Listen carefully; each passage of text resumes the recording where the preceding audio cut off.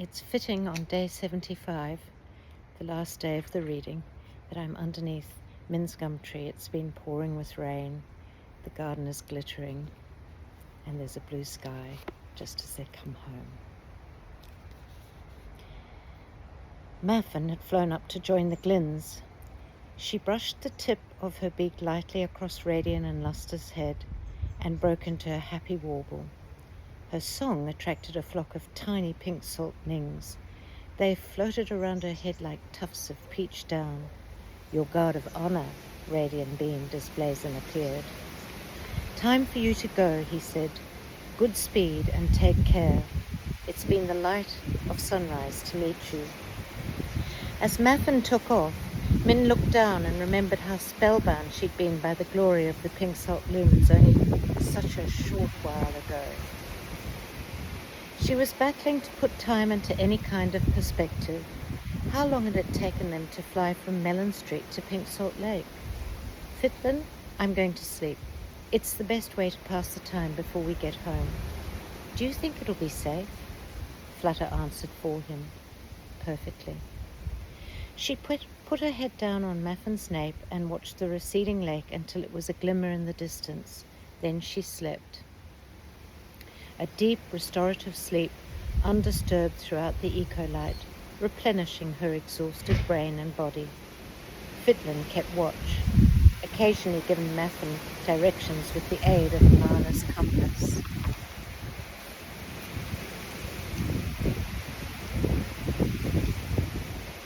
Eco 11, just past dark. Fitlin woke Min as strings of the city lights became visible in the distance. "Great starlight strap, is that mirror-lit?" Min stretched, excitement rising in her like an iridescent bubble. "I must have been asleep for ages." "Maffin has been flying like a meteor," Fitlin replied, offering Min one of the last of Merklin's delicious chews. "The Illumins will be pleased to know how well their offering served us. Amana will be especially pleased that his compass was so useful," Fitlin said. "Oh dear, and the wind." He offered Maffin a last correction to her flight path. "We have much to be thankful for," Min reflected. She gazed down upon the vast urban landscapes of Mikadel, laced with sprawling tracts of dark canopy. "You know, Fitlin," Min said, "I didn't understand before how much forest there was around us. The Gaubles can't be all that bad if they leave spreads of trees intact throughout the city." "I never took much notice of what they did or didn't do outside of Mellon Street," he replied. "This journey has taught me that the Gaubles may be the cause of terrible and stupid stuff, but you're right. Few things are ever simple. It's bound to be more complex than we can know." "It looks like we're going to have to endure a lot more time with Amana," Min grimaced. Min's small joke and their excitement at their closeness to home set them off in a spiral of mirth. They bent over, gasped for breath, and clung to their stomachs to ease the unfamiliar ache of deep belly laugh. "It's wonderful to laugh like that," Min spluttered, remembering that long ago Eco when she and Prinny had laughed so hard about Fitlin being her companion. "Because we are free of fear for the first time in what seems like lunar cycles." That insight is so telling of Fitlin.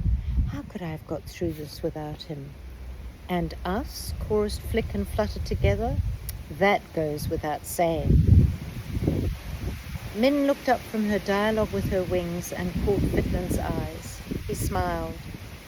Her heart injected instant heat straight up into her neck and into her cheeks. "Awkward." She looked down, then back up again. Fitlin was still gazing at her.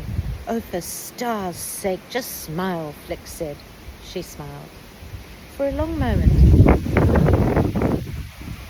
Fitlin and Min were unmoving, the wind blowing about their heads unnoticed.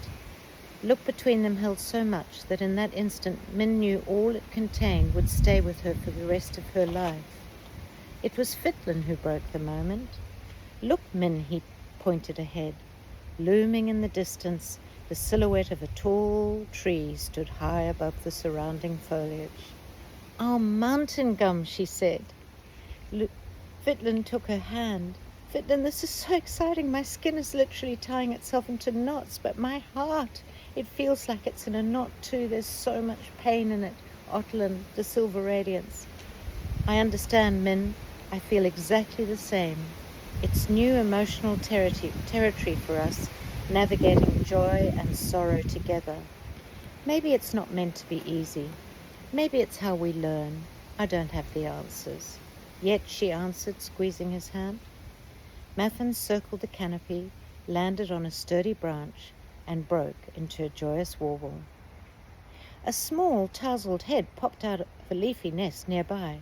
Hello, Warbler. What are you doing here at this time of eco? You're not from these parts, are you? Blader asked in Loonish. Maffin didn't understand him. She cocked her head and regarded him kindly with her eye, just as Min lifted her head over the crown. Min! Blader yelled joyously. Min! His jubilant shout raised their mothers and all the lumins from their slumbers. Oh, sweetest, dearest Minzilla and Gyla called together, scrabbling out of their leafy nest, the emotion raw in their voices as they flew to embrace her. Hello, my beloveds, she said, burying herself in their embrace. We're home. She caught Fitlin's eye. Gilia had her hand about his shoulders. The ancestral dagger glinted in his hand. Fitlin winked. It confirmed what she already thought. So much conveyed in that small movement of an eyelid. A shared experience neither of them would forget, and a deep friendship she knew would endure the adventures they were yet to go on together. Prinny nudged in between her mothers and pushed her arms around her. Minilin, she sobbed into her shoulder. You're home. I thought I'd never see you again. Don't you ever leave again. Min laughed and hugged her friend hard. Not quite to tell her that that's not going to happen, is it? Not right now. Definitely not, Flick agreed. You'll have much explaining to do before that, Flutter added. Min could see members of the clan all about her, standing respectfully, watching her reunion with her closest. Their joy and love rippled through the leaves, floating about her tired body like the softest skipper's shawls. From the safety of her mother's arms about her shoulders and Prinny around her waist, Min looked at the clan. I'm going to spend my life working to save and protect trees and their ecosystems, because without them there could be none of this vibrant, brilliant, beautiful life. And I'm going to involve you all. For now she knew it was time to celebrate being home in her gum tree with her family and clan and her wings. What more did she need? Not a thing, Flick said. Together, forever, Flutter murmured. The end. And what's next for Min? But for now, just look up into the gum tree and imagine Min and her clan regathered and celebrating. Thank you for coming on this journey with me. I look forward to sharing the next book when it's written. Goodbye.